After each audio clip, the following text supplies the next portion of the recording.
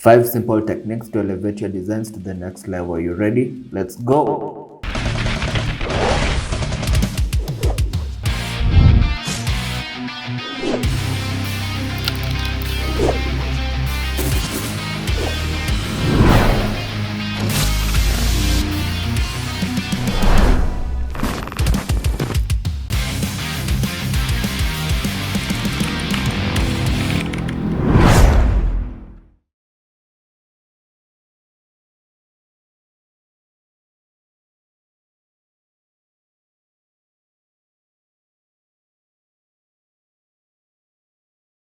So technique number 1 is going to be contrast and lighting.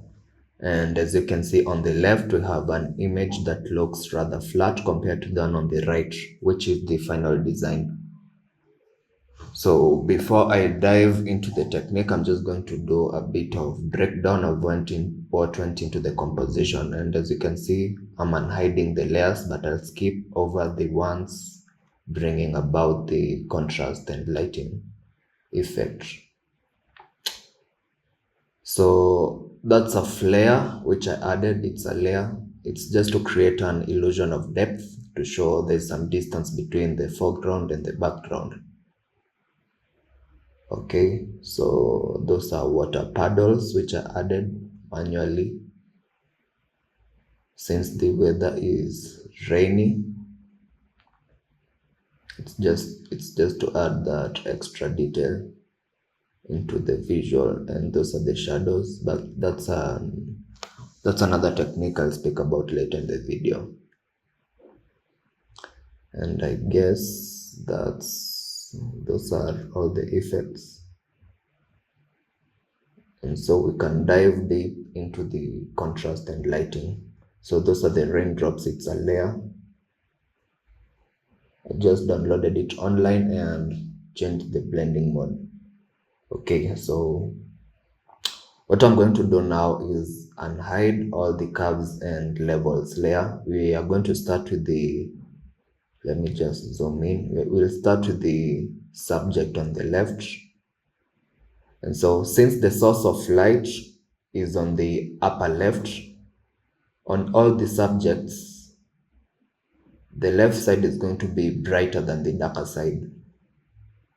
And so what you want to do first is, I'm going to demonstrate the level of disparity between the subjects and the background. So that's a solid layer. Blending mode is color, and as you can see, there's so much disparity. The background has so much contrast compared to the subjects, and that's what you're going to fix using this technique. Okay, so as I was saying, the dark side is going to be the left side, the right side is going to be darker than the left side, since the source of light is on the upper left side. Okay, so as I unhide, it reveals the effects. And I mostly used blend if. I mostly used blend if. This saves you a lot of time compared to regular dodge and burn. And the the mistake beginners make is doing the flat, what we call the flat lighting, and I'm just going to demonstrate. So I'll just create an empty layer. I'll pick the brush tool, ensure the foreground is black, and what beginners do is just brushing over the right side, over the darker side, the darker area. So just like so, and reducing the opacity. The image looks flat, just as you can see, and it feels off. And blend if helps you create that depth. And what you do is removing the dark areas from the bright areas, and you can separate the pointer to soften the effect, as you can see.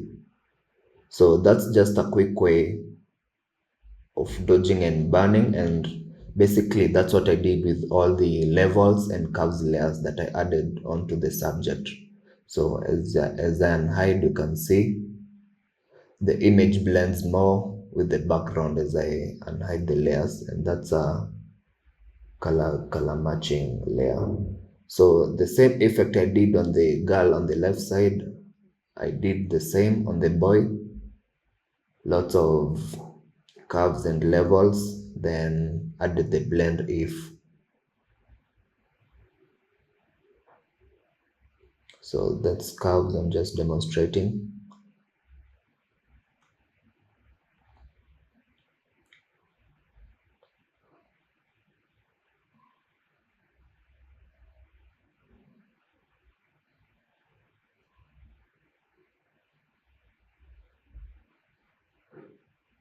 Up to this point, the image looks good, but I went ahead and did an extra overall color grading using camera raw filter.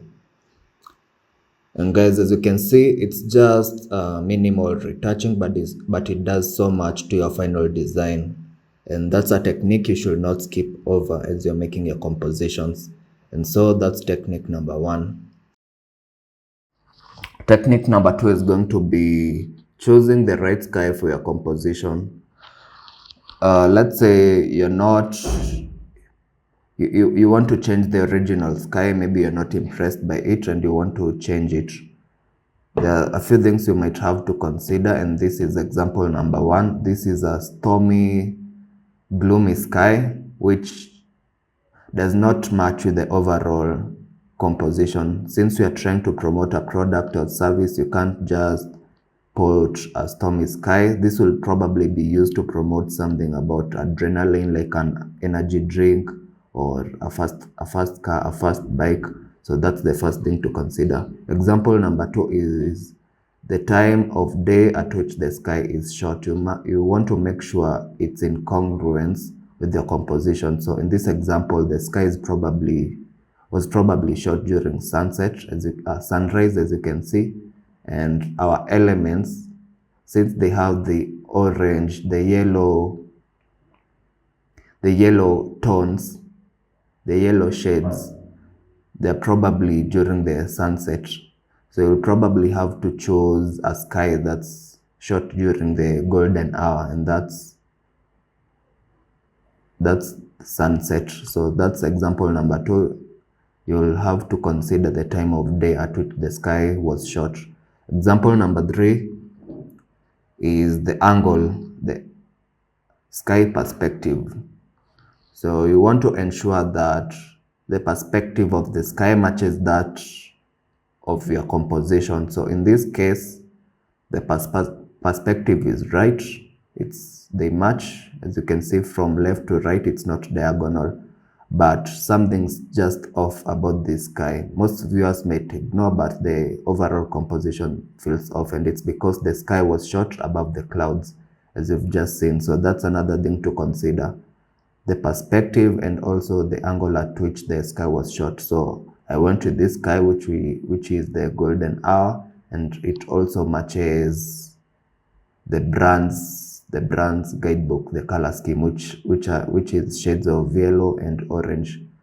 So technique number 2 is choosing the right sky for your composition. And remember, the sky sets the mood for your whole composition, so it's not something to be ignored. And so that's it. And also the sky, I chose a clear sky to allow room for adding text or any other info on the image. Technique number 3 is going to be creating the greatest area of contrast. In short, it's called GAC. So when you have a composition and there's so much activity going around the elements, it's advisable to guide the viewer's eye onto the focal point, or rather the elements where the subjects you want to focus on. So in this case, our focal point is the couple sitting on the bed. So in this video, I used adding an artificial sun behind the subjects to guide the eye of the viewer. So the moment you look at this visual, your eye you immediately look at the couple, then the other elements later. So this is example number 2. So we have a giraffe peeping on the right, we have a bed and a couple on the left. So to guide the viewer to the couple, once you look at the visual, is adding an artificial sun behind. So we have a sun setting behind the couple. So it's just adding an overlay. I got it online and changing the blending mode to screen. And immediately you look at this creative, your eye goes to the left side. This is the third example. We have windmills on the right. We have mountains in the background. We have a couple dancing and we have a bed. So just like the other two images, I added a sun, an artificial sun behind the couple, and that's why your eye will be guided to first. And that's how I used an artificial sun to create the greatest area of contrast. So there are so many ways of doing this, but in this video, as I've said, I used the sun. And so this was a thematic campaign, and in all scenarios I use the sun to guide the viewer's eye to the main subject we wanted to focus on. And with that said, we jump straight into the fourth technique, which is color correction. So sometimes the projects you're working on might be too overwhelming. So in such a scenario, it's always good to take a break, maybe leave the project for a day, then come back later.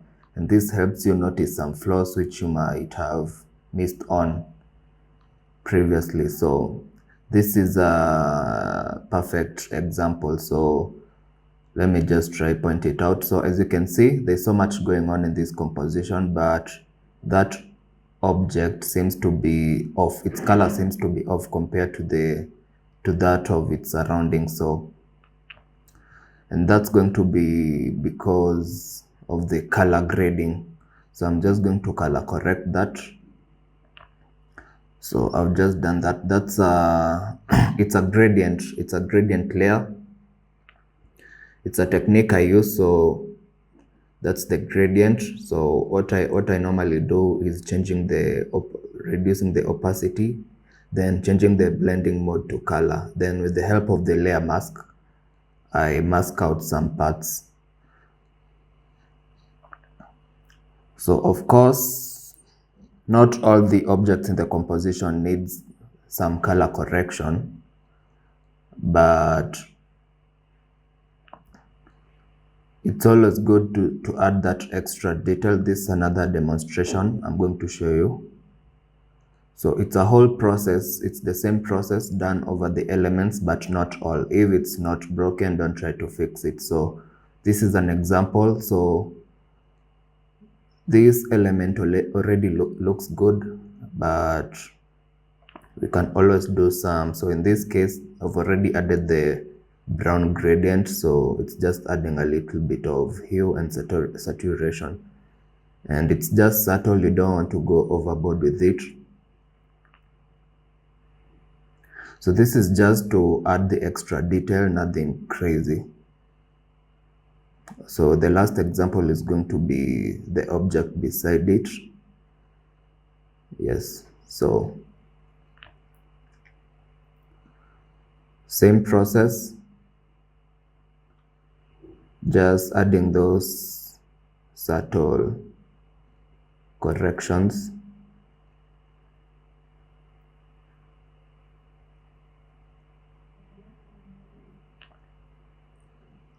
And reducing the opacity.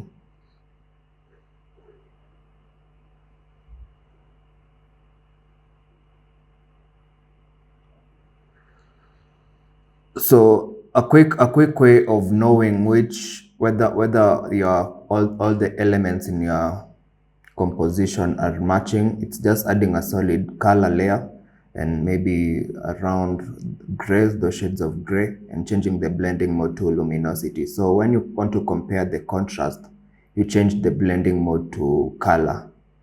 So that's when you want to compare the contrast, but when you want to compare the saturation and maybe color correct, you use luminosity. So as you can see, since I've already done the color corrections on my element, they all share the same shades a brownish color. So I'm just going to select a random object and maybe try to increase the saturation. So that's the vehicle. As you can see, as I increase the saturation, you see the changes, and this is with the help of the solid color layer I just created. So, and since I already did the color grading, that you might not notice the effects as much. So that's just a quick way of confirming that your composition is matching and no element is out of line. Okay, so I'm just going to delete that layer.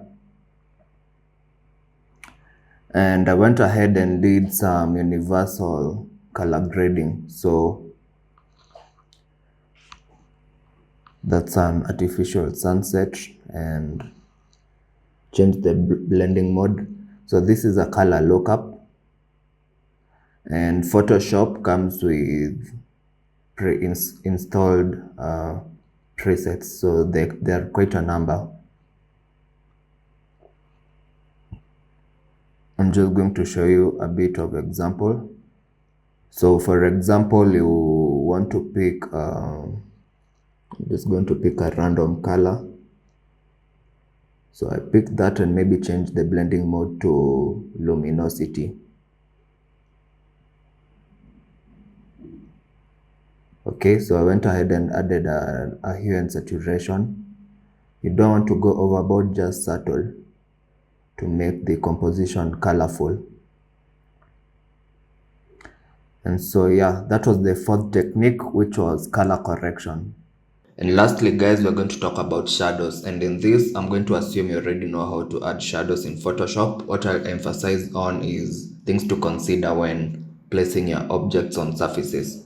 So number one thing you want to consider is the surface on which you're placing your objects on. So in this case, we have three bottles placed on top of water.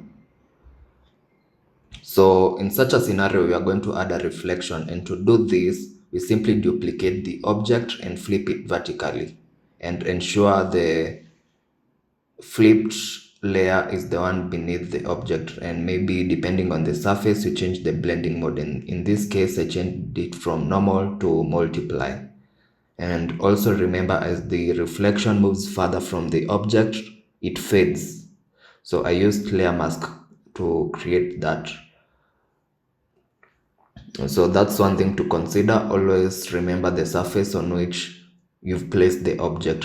And so I went ahead and did the universal color grading using camera raw filter.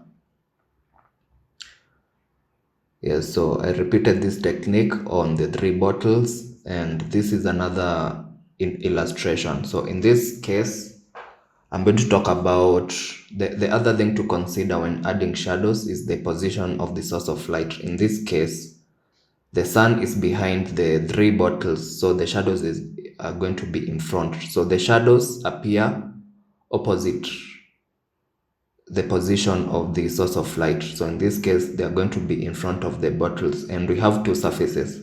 So one, we have the nature, and in this, on such a surface, such a surface is not reflective. So on that, we do the basic adding the black shadow. So you might have to maybe reduce the opacity. You paint it black beneath the object, reduce the opacity, and maybe change the blending mode. So I'm just trying to locate. As you can see, there are so many layers in this composition. I'm just trying to find the shadow layer. And also with the use of a layer mask, I got rid of the black shadow of the surface of the water, since on the water we are going to have another effect.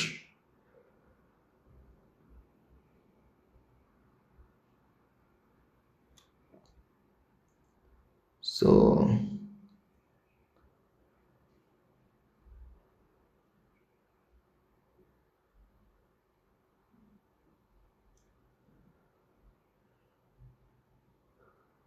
okay, So as I've just said, on the nature surface, we have the normal black shadow, but ensure that effect doesn't prolong onto the water. So always consider the surface on which you are placing the object. Okay, and also remember the position of the sun. In this case, it's behind the object, so the shadow and reflections are in front of the objects. Okay, so I'll move on to the next object, which is the bottle on the water. So on the water surface, we're going to have a different effect. And just like the previous illustration, there's going to be a reflection. But in this case,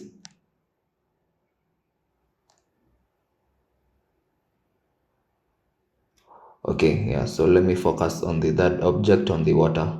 So we are going to have a reflection, but in this scenario, the reflection will have some ripples since it's on a water surface that has waves.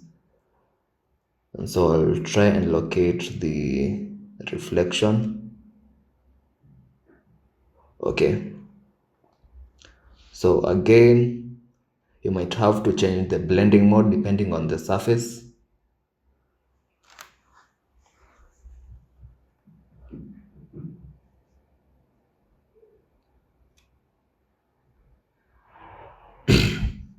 And also